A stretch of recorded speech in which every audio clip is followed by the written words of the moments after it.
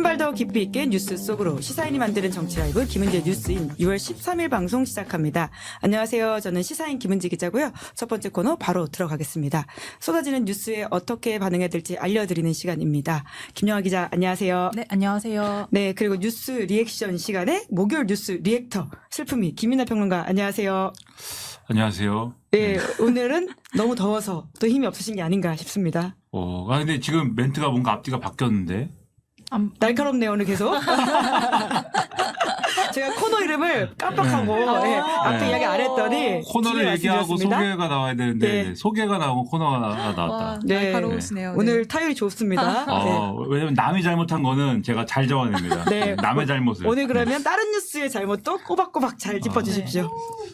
첫 번째 뉴스 들어가겠습니다. 네, 검찰 이재명 제3자 뇌물 혐의 기소. 네, 쌍방울그룹의 대북 송금 의혹을 수사 중인 검찰이 어제 이재명 대표를 재판에 넘겼습니다. 네, 검찰은 이 대표가 경기도지사였던 2019년 1월부터 4월에 경기도가 북한에 약속한 스마트팜 지원과 경기도지사 방북 비용 등 800만 달러를 김성태 전 쌍방울그룹 회장이 대납하도록 했다고 판단했습니다. 이재명 대표에게 제3자 뇌물과 또 남북교류협력법을 위반한 혐의가 있다고 본 것인데요.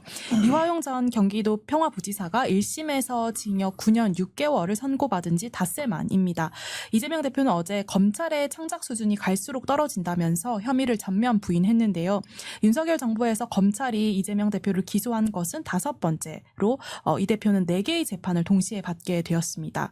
이 사법 리스크를 둘러싸고 정치권에서도 말들이 쏟아지고 있는데요. 민주당은 정치검찰의 조작 기소라면서 반발하고 있습니다. 처음 변호사비 대납 의혹을 수사하던 검찰이 아무것도 나오지 않으니 엉뚱하게 대북 송금을 기소한다라는 취지인데요. 이 국민의힘에서는 이 대표가 정계 은퇴를 해야 될 때라면서 공세 수위를 높이고 있습니다. 한편 홍준표 대구시장은 이 대표 관련 사건이 실제적 진실을 찾아간 수사라면은 그는 청와대가 아닌 감옥으로 갈 것이고 만약 그 사건들이 증거를 꿰맞춘 수사라면 검찰 수사권은 없어질 것이다 이렇게 말했는데요. 그러면서 온갖 부정비리에도 대선 출마를 강행한 트럼프의 멘탈도 대단하지만 이재명 대표의 트럼프 닮은 뻔뻔함도 대단한 멘탈이다라고 비꼈습니다. 네, 와중에 댓글을 임금님계의 캔디님이 검찰컵에 각성제 2알 넣어주세요. 계산은 제가 할게요. 이렇게 쓰셨습니다. 서사를 굉장히 잘 알고 계시는 분인 것 같아요. 자, 검찰의 이재명 대표 기소는 예정되어 있는 수순이었다라고 보십니까? 예. 그렇죠. 그 수사를 했는데 기소를 안 하겠습니까, 검찰이? 왜 수사를 해보고 여기 혐의를 찾지 못하면 기소하지 않는 게 또 맞지 않습니까? 그게 일반적인 사건은 그런데 이거는 어쨌든 거물을 겨냥해서 이렇게 장기간 계속 이제 진행 중인 여러 사건들을 그것도 해온 것이고 특히 대북 송금 관련 의혹이라는 거는 어쨌든 그동안 사건의 길이도 길었던 거고 논란도 많았던 거고 계속 뉴스가 생산됐던 사건인 거잖아요. 그럼 반드시 기소를 할 건데 특히 이화영 전 부지사 1심이 이재명 대표한테 불리하게 나오면서 그러면서 검찰이 기소를 할 수 있는 조건이 갖춰졌다 이렇게 판단을 했으니까 그러니까 뭐 기소를 하는 거는 이제 뭐 어떻게 보면은 당연한 예상된 뭐 결말이다 이렇게 볼 수가 있는 거죠. 네, 그런데 민주당에서는 정적 죽이기에 골몰하고 있다 이렇게 계속 공격을 하거든요. 그런 주장에 대해서는 어떻게 보세요? 뭐 그런 주장도 할 수 있을 텐데 근데 저는 그런 주장을 민주당이 직접 하는 것보다는 사람들이 그렇게 느껴야 되는 거잖아요. 그건 이제 정치적 맥락이 있는 거잖아요. 그래서 굳이 이제 그런 얘기를 직접 하고 그다음에 또 법 왜곡죄를 만들자라든지 검사나 판사를 뭐 혼내주자 이런 얘기를 직접 하는 것보다는 이 문제는 실체가 뭐다. 우리는 이렇게 생각한다라는 거를 그냥 얘기해주면 제가 볼 때는 어느 정도는 뭐 충분한 문제가 아닌가 이렇게 생각을 하고 실제로 이게 지금 이재명 대표를 기소를 했지만 실제 재판에 들어갔을 때는 증명해야 될 것들이 여러 가지가 있을 거라고 저는 보거든요. 대표적으로는 제3자 뇌물이라고 하면은 제가 뭐 법은 전공은 안 했는데 저는 심리학을 3학년 2학기 때까지 하고 대학을 졸업을 못 해가지고 네. 심리학을 전공하셨군요. 3학년 2학기 때까지만. 예. 네. 그렇다고 제가 뭐 얼굴 보고 뭐 기분을 알아맞히고 이런 건 아니고 주로 뇌와 정신병에 대해서 제가 네, 김민하 평론가에 대해서 매번 방송할 때마다 새로운 사실을 알게 되는 것 같습니다. 법을 전공한 건 아닌데 제3자 뇌물이라는 걸 그동안 많이 뉴스에서 봤잖아요. 그래서 그 뉴스를 보던 감으로 얘기를 하면 제3자 뇌물은 반드시 부정한 청탁이 있어야 되거든요. 그러니까 그냥 뇌물은 이 대가성하고 그다음에 직무와 관련돼서 대가성이 있으면 돈을 준 것만으로도 인정이 돼요, 그냥. 그러니까 이재명 대표가 만약에 그 쌍방울 측으로부터 돈을 만약에 직접 받았으면 그건 그냥 뇌물이 인정이 될 거예요, 이런 사안에 대해서. 근데 제3자 뇌물이잖아요. 북한에 줬잖아요. 그러면 이게 쌍방울 측이 이재명 대표한테 그냥 이 기대를 하면서 이걸 내가 뭔가 도와주면 이재명 대표가 앞으로 이 대북 사업권이나 이런 것들에 대해서 경기도가 뭔가 역할을 해주는 그런 쪽으로 잘 우리를 봐주겠지, 이런 막연한 기대를 했다 정도는 안 되는 거거든요. 뭔가 구체적으로 이재명 대표가 약속을 해주거나 이런 게 있어야 돼요. 근데 지금까지 나온 이런 종류의 얘기들은 거의 다 이화영 전 부지사가 약속해 준 것들입니다. 그래서 이후에 이재명 이 대표의 이제 1심 재판을 하게 될 건데, 거기서 검찰이 새롭게 뭐 내놓거나 할 그 대목이 뭐냐. 이게 이제 근데 제가 볼 때는 만만치 않을 것 같고, 이화영 전 부지사의 1심 재판에서 이 대북 송금의 전반적인 흐름 자체는 이재명 대표한테 불리하게 다 이게 확인이 된 거지만, 이재명 대표가 직접적으로 뭘 약속해 주거나 이런 내용들은 이화영 1심 재판에서도 다뤄진 바는 없는 거거든요. 단지 이화영 전 부지사가 이재명 대표한테 보고했느냐 등은 그거는 뭐 여기서 판단할 문제가 아니다, 이렇게 넘어간 것 정도가 있는 것이지. 그래서 그게 이제 증명되느냐가 법리적으로는 중요할 것 같고, 그 다음에 민주당이 벼르고 있는 게 이 이화영 1심 재판의 경우에는 김성태 전 이 쌍방울 회장의 등에 이제 쌍방울 측 인사들의 진술의 신빙성이 상당 부분 인정이 된 거잖아요. 근데 민주당은 그 신빙성을 인정하지 않을 수 있다, 않아야 된다라는 주장의 근거를 여러 가지 지금 얘기를 하고 있는 거 아닙니까? 뭐 검사들이 검사 측에서 쌍방울 측 인사들을 모아가지고 뭐 진술 세미나를 했다든지, 그다음에 중간에 있는 뭐 안모라는 이제 또 증인이 있는데 이 사람한테 쌍방울 측에서 뭐 오피스텔을 딸한테 뭐 사준 다음에 제공한 다음에 그 다음에 진술이 바뀌었다든지 뭐 이런 얘기를 하는 건데, 그러면 그런 것들에 의해서 뭐 쌍방울 측 진술이 신빙성이 얼마나 그러면 뭐 이 타격되느냐, 그런 것들은 법리적인 쟁점이어서 그래서 가봐야 안다, 여전히. 이거는 저는 이렇게 생각을 하고, 그렇기 때문에 이런 법리적 쟁점을 설명을 하고 정치적으로 사람들이 이게 첫째 가봐야 아는구나, 둘째 그리고 이재명 대표가 지금 4개의 재판을 한꺼번에 받아야 되는데 이걸로 끝이냐, 아닐 거예요. 또 있을 거거든요. 또 있을 것이다. 검찰이 지금 수사하고 있는 사람들이 또 있어요. 그 정자동 관련 무슨 뭐 호텔 뭐 짓는데 뭐 인허가 내주고 뭐 이런 거, 그런 건도 있고, 그다음에 지금 그 법인카드 문제와 관련돼 가지고 김행영이 여사뿐만이 아니고 이재명 대표도 같이 걸려 있는 게 있거든요. 그런 것들도 기소를 할 거냐 말 거냐 뭐 이런 것이 갈 거기 때문에 재판을 받는 개수가 너무 많아지면 그것도 국민들이 볼 때, 유권자들이 볼 때는 이건 좀 과하지 않아? 이런 생각을 할 수가 있기 때문에 그냥 이거는 그런 거는 막 오버하면 오히려 이건 민주당이 오버하면은 저거는 사법방해 같은데? 저거는 자기들이 뭔가 이런 수사나 재판을 방해하려고 하는 것 같은데, 이런 이미지를 주는 거여서 저는 오버하지 말고 자기들의 입장을 잘 설명하면 되지 않나, 이렇게 생각하고 있어요. 네, 차분하게 잘 입장을 설명하라. 오늘 평론가가 아니라 변호사 같다라는 생각도 듭니다. 오늘 왜 변호사예요? 법리적인 쟁점을 굉장히 잘 짚어주신 것 같아서요. 근데 법을 전공을 안 해서 뭐 정확한 건 변호사한테 물어보세요, 그러면. 네, 저 알겠습니다. 심리학을 3학년 2학기 때까지만 전공한 했다. 김민아 평론가의 이야기였습니다. 두 번째 뉴스 키워드 가보죠. 네, 출구 없는 대치 정부. 예, 민주당이 오늘 예고했던 본회의 개최는 무산됐습니다. 네, 민주당이 11개 상임위원장을 단독 선출한 가운데 남은 7곳의 상임위원장 선출은 다음 주로 미뤄질 것으로 보입니다. 이 우원식 의장은 여야 간 합의를 통해서 이 상임위원장 배분을 완료한다라는 이 방침에 따라서 계속 조율 작업에 나설 전방인데요.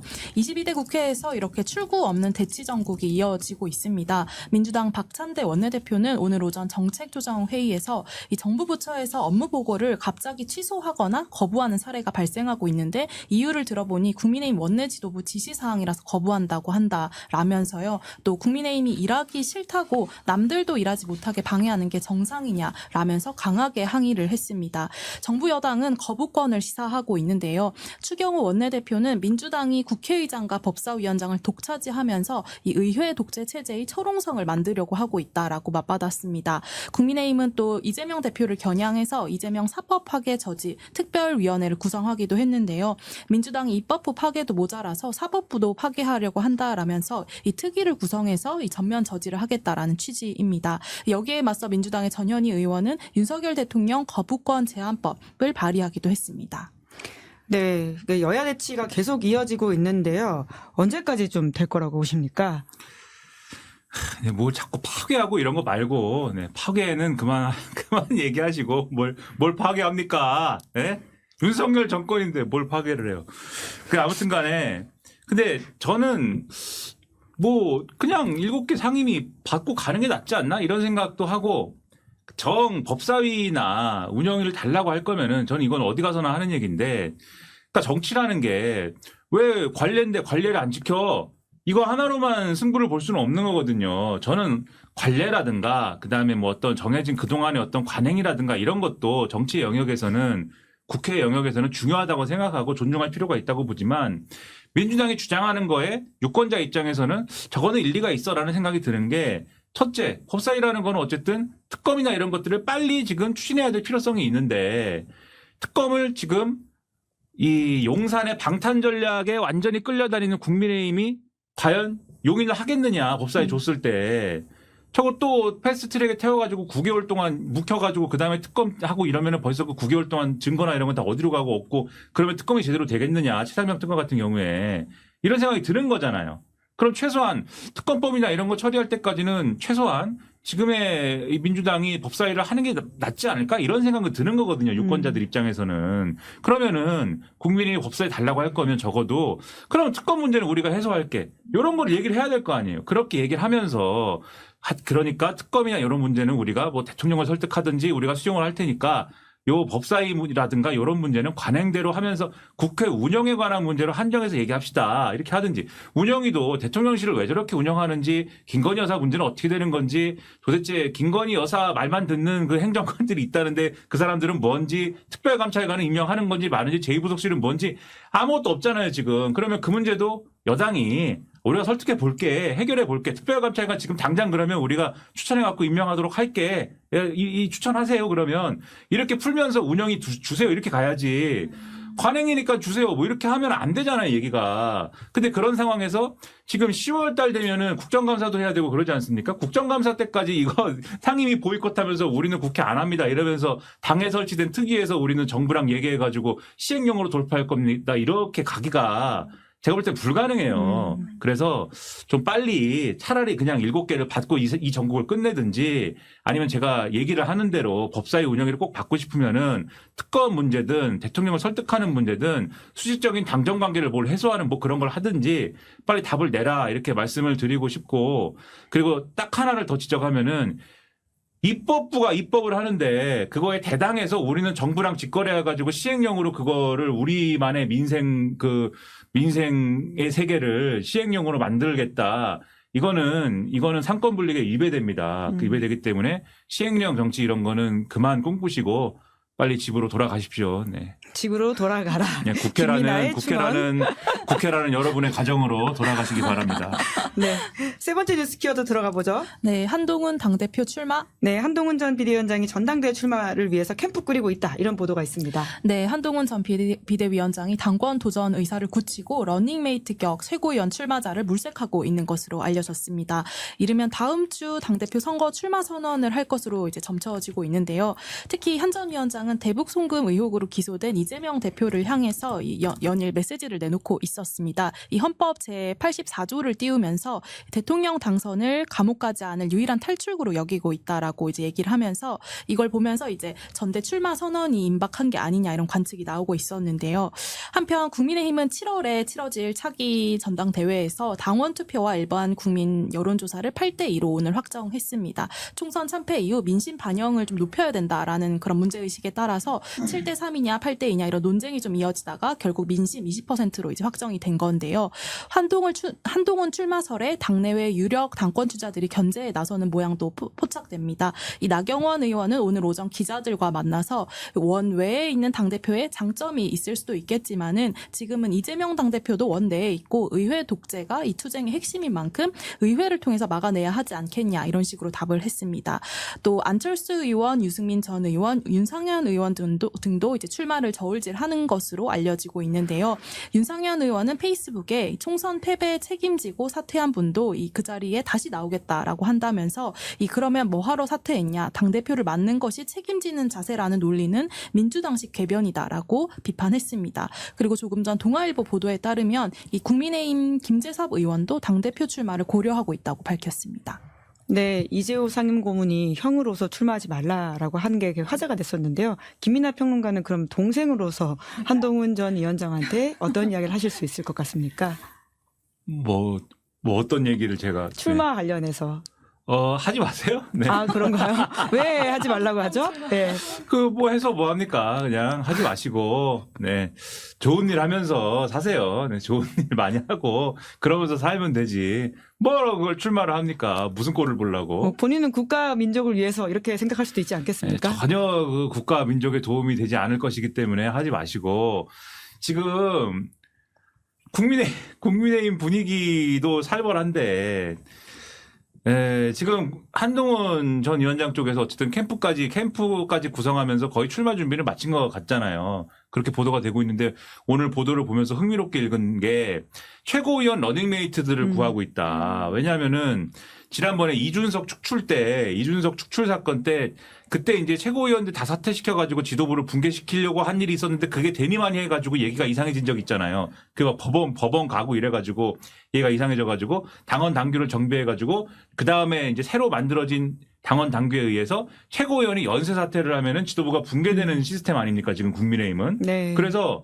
한동훈 혼자 나가갖고 대표가 될 경우에는 만약에 주류에서 나머지 최고위원들을 주류가 장악했을 때 주류에서 고얀 마음을 먹으면 줄사퇴를 해가지고 언제든지 한동훈 지도부를 붕괴시킬 수 있다. 그러니까 한동훈 편 최고위원들이 같이 출마해야지 이 사태를 막을 수 있다. 뭐 이런 셈법이 있다는 거예요. 그리고 이 직전까지 논의가 되던 게 이 투톱 체제잖아요.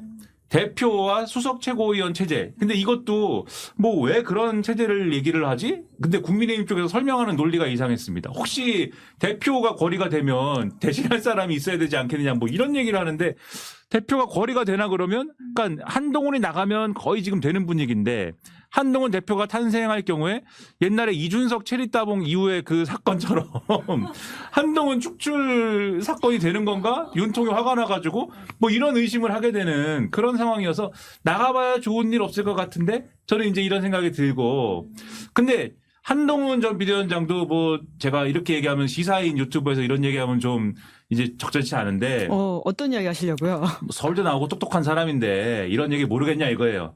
알겠죠 아마. 이런 조언에 대해서 많이 들었을 것이다. 네, 예. 나름대로 지금 전략을 또 짜고 있는 것 같아요. 그게 최근에 나오는 이재명 저격 이제 페이스북 글 같은 건데 헌법 84조입니까?